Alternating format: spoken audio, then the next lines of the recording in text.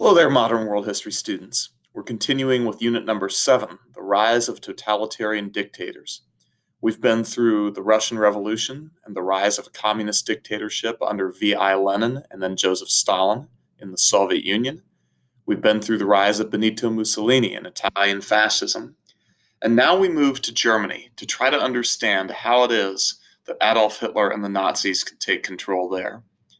This section is meant to provide you with a little bit of background on what was going on in Germany in between the First World War and the Second World War, or at least in between the First World War and the rise of the Nazis to power. So this is section number 10, the Weimar Republic, also called the German Republic. And it's meant to help you understand how Germany was governed during the years of the Weimar Republic, also called the German Republic, which were the years in between the First World War and Hitler's takeover. You'll learn what the Reichstag is and who the Chancellor and President were. So I'm at the top of page 17 in your unit packet. And let's talk a little bit about the end of the First World War and remind you what happened there. When Germany's generals realized that there was no hope for Germany to continue the war, after the Meuse-Argonne offensive, when the Americans and the other allies had driven the Germans out of their strongest defensive positions, the German generals realized there was no good reason to continue the war, that continuing the war would only result in the death of more Germans, both soldiers and civilians. And so they told Kaiser Wilhelm II it was time to seek an armistice, a ceasefire, and bring an end to the war. When Kaiser Wilhelm II refused, they removed him from power. So Germany was, for the moment, without a government. But that didn't last long. Within a matter of weeks, a new government was quickly constituted and established to replace the absolute monarchy which had come to an end. And this new government was referred to as the Weimar Republic because the Constitution was drafted in the town of Weimar. You can also simply call it the German Republic if that's easier for you, but you will hear it often referred to as the Weimar Republic. Now notice it's a republic, meaning more of a democracy, a representative democracy. Remember that in a republic, not every individual is directly involved in making the laws, right? In ancient Athens, in its democracy, every individual citizen was entitled to play a role in making the laws. Most modern countries, of course, aren't governed that way, but they are governed as republics in which representatives of the people make the laws. And that was true of Germany's Weimar Republic as well. Those who were elected to make the laws for Germany were called the Reichstag. The Reichstag were the elected representatives of the German people, and they were the ones in charge of making the laws. They were the legislative branch of the German government. Then, as for an executive, right, those in charge of making sure that the laws are faithfully carried out, in the Weimar Republic, there were actually two people, and the duties were split. The executive duties and the executive powers were split between those two people. One was the Chancellor, and the Chancellor was actually not elected by the German people. The Chancellor was chosen by the Reichstag. So the German people would elect their representatives to sit in the Reichstag. And then the members of the Reichstag then chose the Chancellor. And the Chancellor was sort of the speaker. He stood up in front of the Reichstag. He managed the Reichstag. He was the leader of the Reichstag. But also, he was empowered to implement or carry out the laws that the Reichstag passed. And so he played the function of the President of the United States inasmuch as it was his job to see to it that the laws passed by the Reichstag were faithfully carried out, faithfully executed. So that's why he's the executive. But at the same time, the German people separately elected a president. And so you have to say, well, why do you have a chancellor and a president? Well, the chancellor was the leader of the Reichstag and was there to carry out the laws that the Reichstag passed. the president was seen as the head of state, the leader of the whole government, and the leader of the German nation and of the German state. So the president was the face of Germany to all other countries, elected directly by the German people. You say, well, okay, so he's only a symbolic leader, kind of like a king or a queen today. Well, that wasn't true, because the president was also empowered to manage Germany's foreign relations, that is, the relations of Germany with other countries. So here in the United States, we don't have a chancellor and a president. We just have a president, and all of the executive powers are in the hands of the president, both the power to carry out the laws passed by our legislature, our Congress, and the power to manage the United States' relations with foreign countries are embodied in the President of the United States.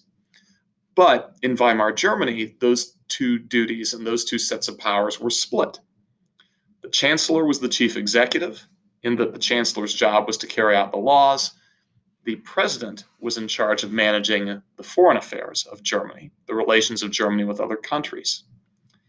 The other job that the President had was that the president was constitutionally empowered to select a chancellor if the Reichstag could not.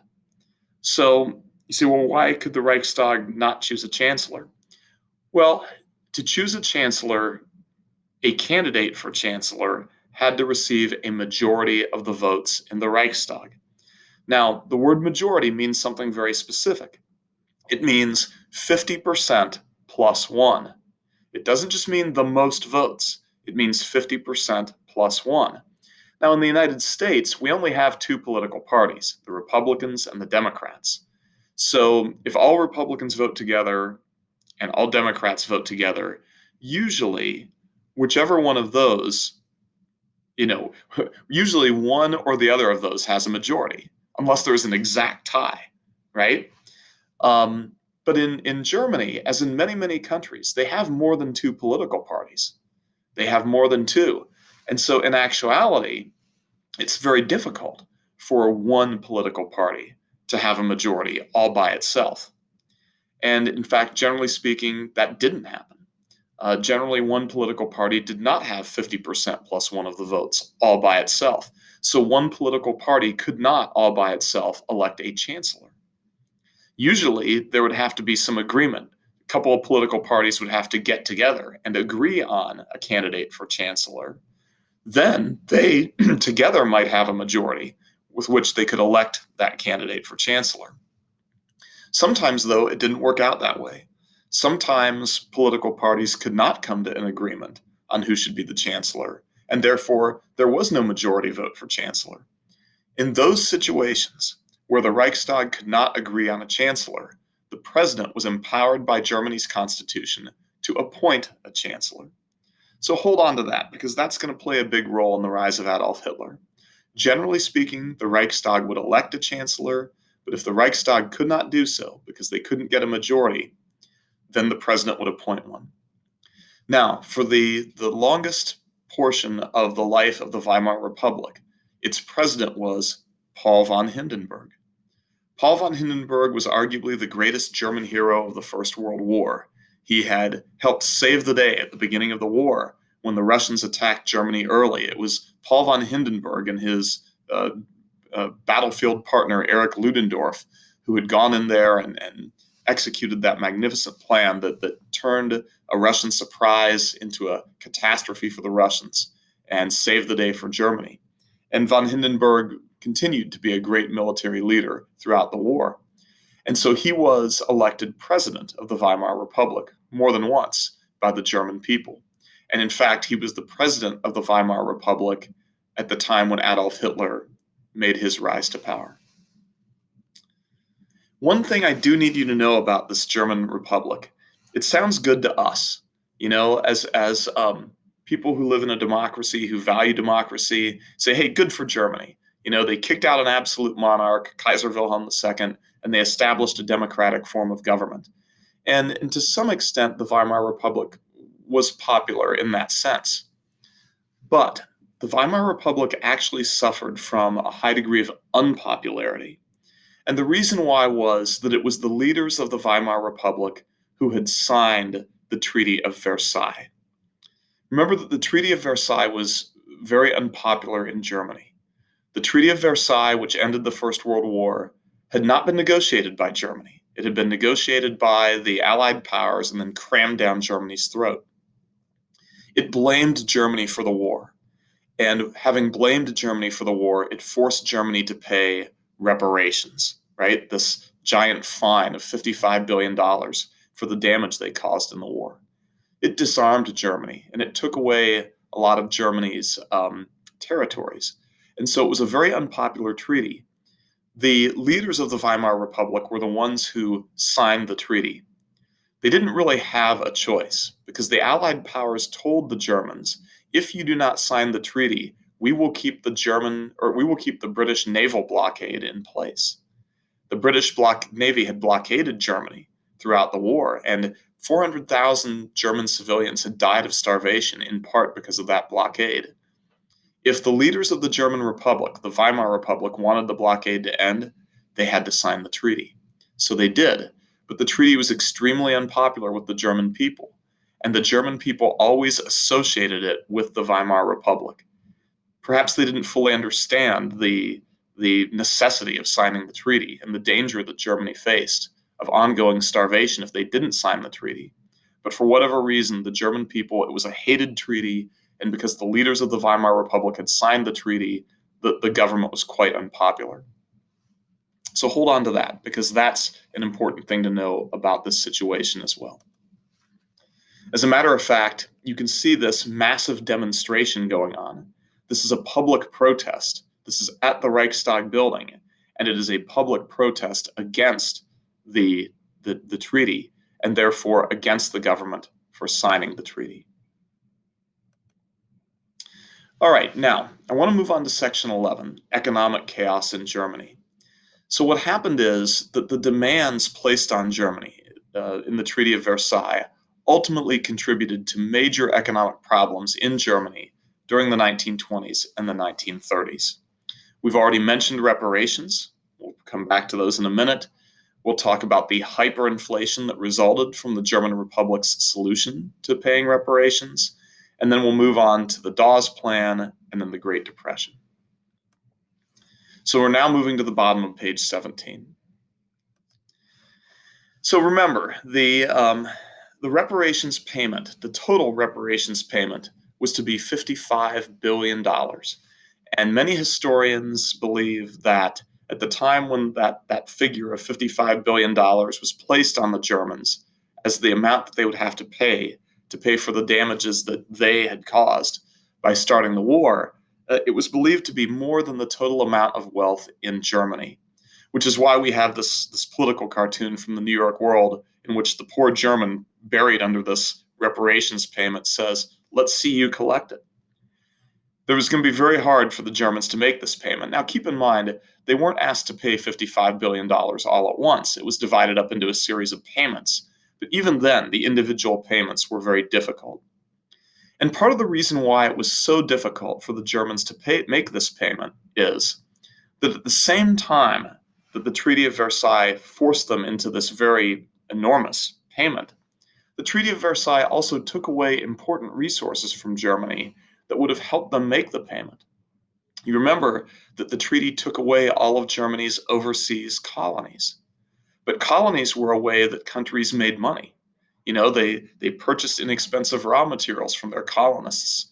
They processed them into finished goods and sold them back. Mercantilism. That's one way that Germany could have made some money if they still had their overseas colonies. But the treaty had taken those colonies away. The treaty had also taken away this port here, which was called Danzig. It's what the Germans called Danzig. When the Treaty of Versailles created the reborn country of Poland, they wanted Poland to have a port. They didn't want Poland to be landlocked because they wanted Poland to be able to develop a modern economy based on trade. So they wanted to make sure Poland had a port. So they detached. All of this sort of light-colored area here was once part of Germany. Before the war, it was once part of Germany. But they detached this from Germany and attached it to Poland so that Poland could have this port. Poles call it Gdansk. Well, before the war, that had been Germany's busiest port. They could have used that port to tax trade, as modern kings have done for hundreds of years. But by depriving Germany of its busiest port, it took away that opportunity for Germany to make money, which they could have used to pay reparations. The treaty also took away Alsace-Lorraine, this territory here, and gave it back to France. It had been taken from France by Prussia in the Franco-Prussian War.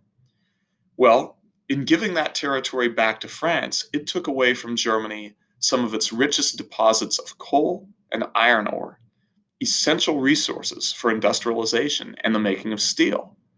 Again, these resources, if Germany had them, could have helped Germany to make some money that they could have used to help pay their reparations. But now those things were not available to Germany. So the treaty not only imposed this very, very difficult fine on Germany, but also really made it harder for them to pay it by taking away important resources that Germany could have used to generate some money. The other thing was this. There was a section of Germany called the Ruhr, way out here in its west, the Ruhr. It's a river. And the valley of the Ruhr River is also very rich in coal and iron ore. But the treaty stated that if Germany ever failed to make a reparations payment, France was then entitled to move in and take that from them, to take that and hold on to it until Germany started making its payments again. So the Germans were faced in January of 1922, the Germans were faced with their first reparations payment. But at the same time, it was almost impossible for them to make that payment because they didn't have the resources to generate the money to make the payment. And they were faced with the prospect, if they didn't make the payment, of losing another piece of valuable territory, the Valley of the Ruhr. So they did what any desperate government would do. They started printing money. Well, think about it. If you're the government and you need money desperately and quickly, and you have no way to generate that money through the typical ways of raising money, what do? Well, start printing money. Why not? You're the government. What fun is it to be the government if you can't just print money whenever you need it? And that is what the German government did. Desperate to make their first reparations payment.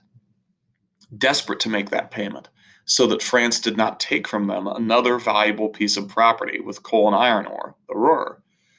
The Weimar government began simply printing currency. Print enough currency to make the reparations payment. Well, there's a problem with that.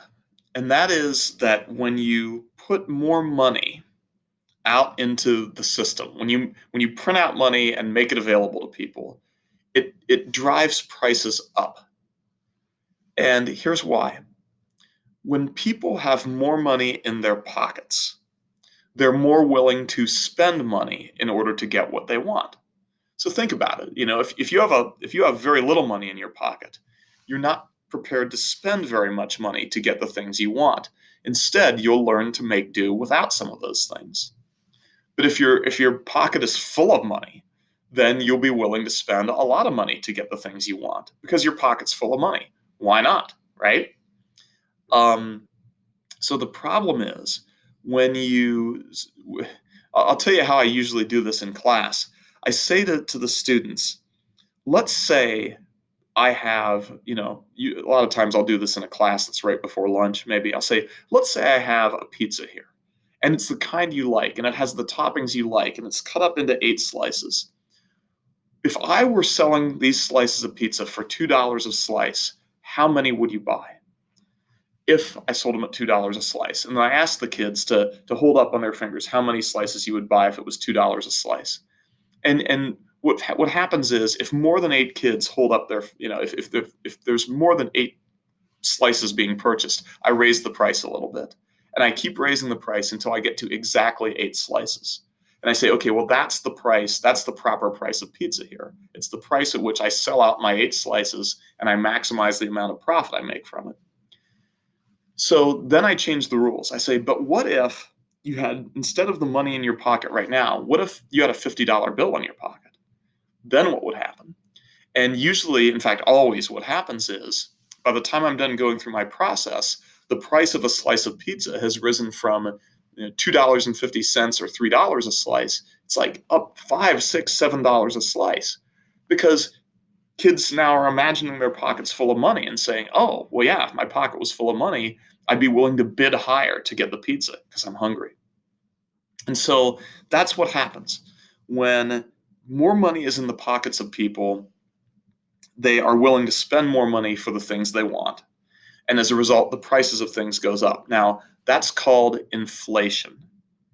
When prices of things go up, that's called inflation. But when the price of things goes up, the value of money is also going down. I mean, think about it. Let's say you had a $10 bill in your pocket. And under the first set of rules, the price of a slice of pizza was $2.50. Well, that meant your $10 bill was worth four slices of pizza. Right? The $10 bill was worth four slices of pizza. But then, after I put more money out into the system and people began paying higher prices for things, the price of pizza went up to $5 a slice. Now your $10 bill is no longer worth four slices of pizza. Your $10 bill is only worth two slices of pizza. So the value of the money has actually gone down. The ability of the money to purchase the things you want goes down. So when you put money out into the system, when you make more money available to people, when you dump money out there and people stuff their pockets with it, prices go up. That's called inflation, and the value of money goes down. Well, that's what the German government was doing. They were printing out money to pay their reparations payments. You say, well, wait a minute. They weren't giving that money to the German people to spend. They were giving it to the British government and the French government and the Belgian government to pay for the damages of the war. Well, that's true. But here's the thing. It was German money. It was German currency, which can only be used to purchase German things, right? So once it was put into the hands of the British, French, and Belgians, it was eventually used to purchase things from German companies, which meant that the money may have initially been paid out by the German government to foreign countries, but it eventually made its way back into Germany and into the hands, ultimately, of the German people. So in the end, the German government, by printing all of this currency, really was basically dumping money into the system for the German people to stuff in their pockets. So what that meant was that prices began to rise in Germany, and Germany experienced inflation. So as the German people had more money in their pockets and they began spending that money, prices in Germany began to rise. So Germany experienced inflation. The problem was that the German government had to keep printing money in order to make their reparations payments. They never had a way to really generate the kind of money that was needed to make these payments. So they kept printing this money and dumping it out into the system. So what Germany ultimately experienced was not simply inflation, but what's called hyperinflation. Inflation is prices going up. Hyperinflation is prices going up extremely fast. It's sort of out of control. And therefore the value of money collapsing equally fast. So look, in 1921, before this process began, 60 German marks, so the mark was the unit of currency in Germany, 60 German marks would purchase the same amount of stuff as $1 US. Right? So if $1 US would buy you a slice of pizza, 60 German marks would also buy you a slice of pizza. That was the equivalency, all right, between the German mark and the US dollar. But 1 year later, you had to give up 330 German marks. Right? By the end of 1922, you had to give up 330 German marks to buy the same amount of stuff as $1 US. A year after that, you had to give up 8,000 German marks to get the same amount of stuff as $1 US. And finally, a year after that, you had to give up 1.26 billion marks to get the same amount of stuff as $1 US. The prices in Germany were rising so fast, and therefore the value of German currency collapsing so fast, By the end of the year 1924, that $1 slice of pizza would cost you 1.26 billion German marks. Germany reached a rate of 100% inflation per hour. Let's talk about what that means. 100% inflation means prices were doubling. Now, generally speaking, inflation is measured per year. Here in the United States, we experience a rate of about 1 to 2% inflation per year. And we consider that the sign of a healthy economy. But what Germany was experiencing by 1924 was 100% inflation, not per year, but per hour. On average, prices were doubling every hour of the day. So now, imagine, let's say you could go to Chipotle for lunch. So, you come to school, you bring a $10 bill with you because you're going to buy yourself a Chipotle burrito for lunch. When your first period class begins at 7:45, a Chipotle burrito costs $7. But by 8:45, it costs more than that. It costs, well, let's say $6. It costs, no, 7. It costs $14 by 8:45. By 9:45, it costs $28. By 10:45, it costs $56. And by 11:45, when you get there for lunch, that burrito costs $112. Your $10 bill will no longer buy you a burrito. It will buy you like 1/11th of a burrito. That's 100% inflation per hour. And it was devastating for the German people because imagine, let's say you get your paycheck. You've worked a week at work, and at the end of the week, on Friday at 5 p.m., you get your paycheck. And your paycheck at that moment should be worth enough to buy you the things to get you and your family through the next week. The problem is, by the time you get your paycheck to the bank to deposit the check and get cash for it so you can buy groceries, the value of that check has already declined by half. It can only purchase half of what it should have been able to purchase at the time you received it. And then, by the time you get to the grocery store with your cash, and you go through the grocery store and you gather up the things you need, the value of the money you have has declined again. So very, very quickly, the value of money shrank so that it was worthless within a matter of hours. It was relatively worthless within a matter of hours of you getting the paycheck. And as a result of that, you couldn't get the things you needed to get you through to the end of next week when you got your next paycheck. So this made things extremely difficult for people in Germany. And what about retired people? What about people who had grown old and had been saving money all their lives so that in their retirement they would have money to provide for themselves? Think about what happened to them. Their entire life savings basically disappeared like that because all that money that they had saved up suddenly was worth nothing. And they didn't have jobs. They didn't even have a paycheck to get them through to the next week or whatever. And even those who had that didn't get it. So it was devastating for the German people. And Germany began to show signs of real economic distress, real weirdness.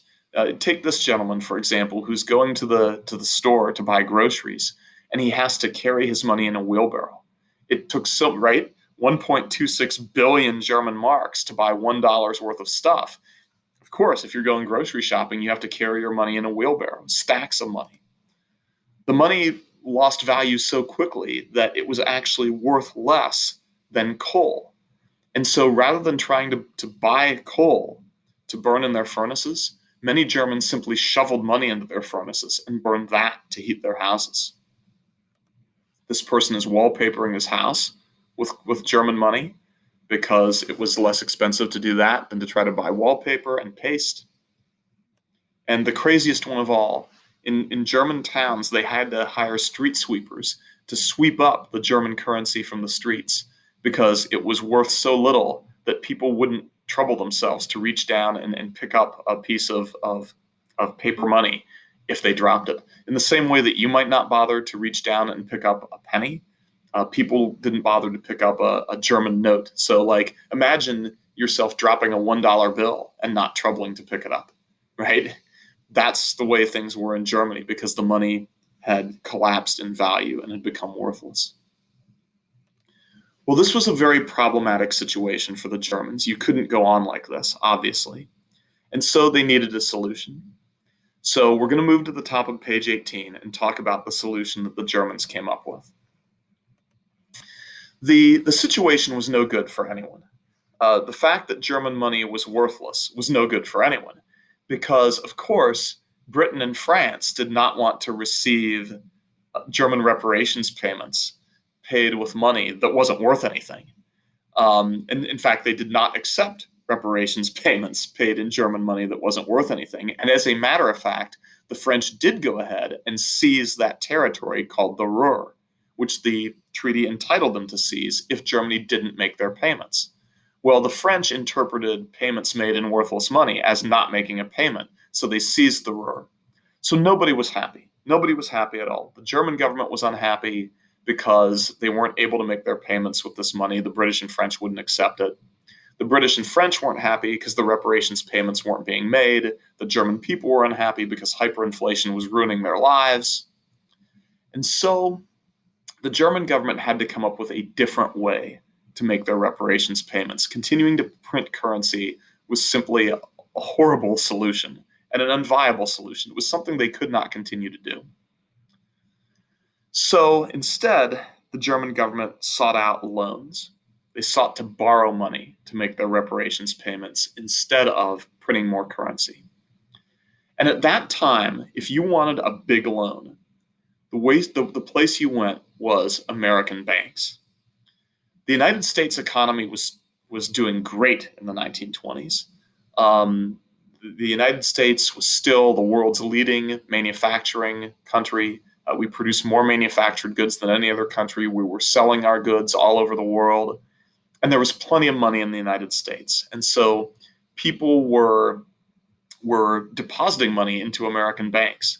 Now, I think, maybe you understand how banks work, maybe you don't. But the way it works, when you deposit money into a bank, they don't just lock it up in a safe for you to protect it for you. They take that money and they lend it to people. They lend it to people who want to buy a house. They lend it to people who want to buy a car. They lend it to people who want to send their kids to college. They lend it to kids who want to go to college. So banks don't just hold your money in a vault, okay, in a safe. They loan it to people. And what they do is then and that, by the way, is why banks pay you to deposit your money with them. And you may or may not know that, but when you deposit money with a bank, they pay you a sort of what's called interest for depositing your money with them, because they want you to deposit money with them, because they're going to take that money and lend it out. And when they lend it out, they charge interest to the people who they loan the money to. And of course, smart bankers, the amount of interest that they pay to you is this much for you to put your money in. But the amount of money they charge to people who are borrowing, the amount of interest they charge money who are borrowing that money that you put in is like this. And that's how bankers make lots and lots of money. That's how banks are so profitable. So there was lots of money being deposited in American banks in the 1920s. They had plenty of money available to loan to people. And so an American banker named Charles Dawes came up with a plan to help solve everybody's problems. He said, what we'll do is we'll have American banks loan money to the German government. American banks are happy to do that. They've got tons of money in their deposits. They've got plenty of money available to loan because the American economy is so strong in the 1920s. So we'll loan money to the German government. And of course, we're happy to do it because eventually the German government will have to pay back those loans with interest. It's a lot of money. There's going to be a lot of interest. So American banks are going to make a big profit on loaning money to the German government. The German government then can make reparations payments to the British and French in currency that they will accept, American currency, not worthless German currency. Now, the deal for doing this was that the German government had to take all of its excess currency out of circulation. They had to raise taxes on the German people, collect all that excess currency, and burn it. But the German government happily agreed to do this. The only reason that they had printed all that money was to make their reparations payments. And now they could make that payment with money they had borrowed from American banks. The British and French would accept reparations payments made in American currency. And now they would vacate the Ruhr and give that valuable territory back to the Germans. What did the British and French governments do with the reparations payments? Well, they used it to pay off loans that they had taken during the First World War. The First World War lasted 4 years, and it was extremely costly to Britain and France to carry out that war, paying all their soldiers, building and paying for all the war materials. So they had had to borrow money in order to finance the war. Who had they borrowed it from? American banks.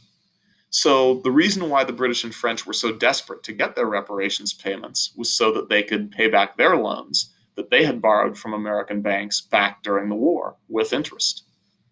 So now American banks would make loans to the German government, which the German government would pay interest on eventually. So the American banks were happy. The German government would make reparations payments to Britain and France. So the German government no longer had to worry about where they were going to get money from to make reparations payments. So the German government was happy. The German economy stabilized, so the German people were happy. Britain and France were happy because they received reparations payments, and now they could pay back their loans to American banks. And American banks were happy because their loans were being paid off. So the Dawes Plan made everybody happy.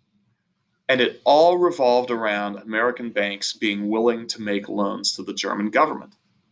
And so from 1924 onward, Germany's economy recovered and turned around. From the craziness and desperation of hyperinflation, Germany's economy recovered. The value of money stabilized. People didn't have to worry about not having enough money, to buy enough to get them through the week because prices stabilized. And so for the next 5 years, from 1924 through 1929, the German economy recovered and prospered. Everything was going well, and everyone was happy. The German government happy, the German people happy, the British and French happy, the American bankers really happy, because they were collecting their loans back and making tons of interest. So the Dawes Plan worked. It was great. Everybody was happy. Until October of 1929. In October of 1929, the New York Stock Exchange crashed. The value of stocks in the United States, which is the value of companies in the United States, suddenly collapsed. Remember, stocks are shares of ownership in companies. And people who invested in shares of stock were part owners of companies. Now, throughout the 1920s, because the American economy was doing so well, everybody wanted stock. The economy was doing well. People were buying things. And as a result, companies were profitable. Companies made money. And if you remember, if you are a shareholder in a company, if you own stock in a company, then that entitles you to a share of that company's profits. And so in the 1920s, the economy in this country, in the United States, was so strong, it was doing so well, that basically all American companies were profitable. So if you were a shareholder in a company, if you owned stock in a company, every year you were getting a dividend. You were getting a share of that company's profit. So everybody, not just very rich people, but everybody throughout the United States wanted to borrow stock, wanted to buy stock, even if they didn't have the money to do it. Well, if you didn't have the money to buy stock and you wanted to buy stock, you simply borrowed money from a bank. You borrowed money from a bank, and the banks were happy to loan it to you because they had plenty of money to loan. They had 100% confidence that you would pay back the loan because people who bought stocks made money. So the banks were happy to loan people money to buy stock. But in October 1929, for reasons that are not today even fully understood by historians or economists, suddenly the prices of stocks began to collapse. For whatever reason, people began to lose faith that the companies were going to continue to be profitable. So instead of holding on to their stocks, they began to try to sell them. Well, unfortunately, when everybody tries to sell something all at once, the value and the price of them goes down. And that's what happened in October of 1929. Everybody who had been buying stocks up till that time suddenly seemed to lose confidence, and they began selling instead. And so the price of those stocks collapsed. Now, with the prices of stocks collapsing, people began to lose confidence. They sort of stopped being willing to spend money, because whereas before they thought that there was going to be this constant steady flow of stock money coming in, now that didn't seem to be the case. And so they stopped spending money. When people stop spending money, um, companies aren't profitable anymore because they can't sell things, right? When people don't spend money, they don't buy things. When people don't buy things, companies aren't as profitable. When companies aren't as profitable, they can't hire as many workers. So they have to start laying off their workers. So you have increasing unemployment. People, of course, who are not employed don't spend money. So again, companies don't make money. So they have to lay off workers. And you get into this sort of spiral, this sort of economic death spiral, where companies aren't making money, so they lay off workers. Laid off workers don't spend money, so companies don't make money, so they lay off workers, and this thing spirals down. And when it does, that's called a depression. The Great Depression in the United States was devastating. It resulted in the collapse of the American economy. It resulted in many companies going bankrupt. It resulted in banks failing because people weren't depositing money there anymore. It meant that the loans that banks had made were not going to get paid back to the banks. And by the time it was done, by the time the Depression wound down to its worst, about 1/3 of all Americans had lost their jobs, were unemployed. I'm sorry, about 25% of all Americans had lost their jobs, were unemployed, and were desperate and trying to find a way to get by. That was the Great Depression in the United States. But the Great Depression did not stay in the United States.